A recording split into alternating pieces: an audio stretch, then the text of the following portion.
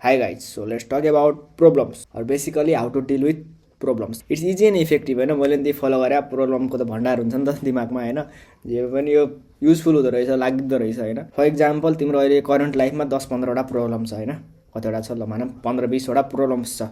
तिमीहरू फ्रस्ट्रेट छौ के गर्ने कन्फ्युजन छौ थाहै छैन के गर्ने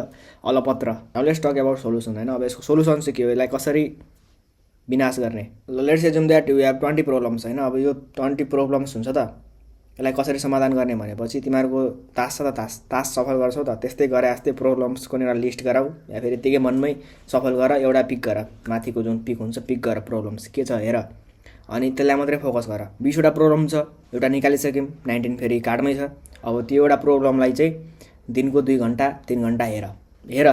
केही नगर त्यसलाई रिसर्च गर प्रब्लम पनि अब जे जस्तो नि प्रब्लम हुनसक्छ त्यसलाई अब आफ्नै अनुसार जे बुझ त्यो प्रब्लम कस्तो हुन्छ तिमीले त्यो प्रब्लम बारे बुझ्छौ 1-2 हप्तामा बुझ्छौ यो कसरी समाधान गर्ने यो प्रब्लम कसरी आयो यो कसरी के भइरहेको यसलाई के गर्ने तिमीले बुझिहाल्छौ 1 हप्ताभित्र हो अब त्यसपछि तिम्रो क्यापासिटी बढ्छ त्यसपछि हाम्रो त्यो 19वटा कार्ड्स थियो त त्यो फेरि सफल गर त्यसपछि 2टा पिक गर अगाडि माथि जे भए पनि पिक गर दिनको 2 घन्टा हेर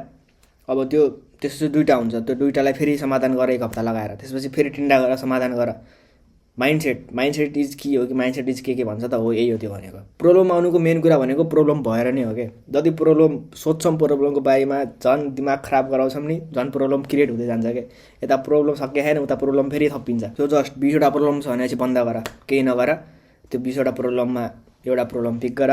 1 हप्ता काम गर 2टा प्रब्लम पिक गर 1 हप्ता काम गर 3टा प्रब्लम पिक गर 1 हप्ता काम गर जस्ट काम गर एकपल्ट ट्राई गर एकपल्ट जस्ट ट्राई गर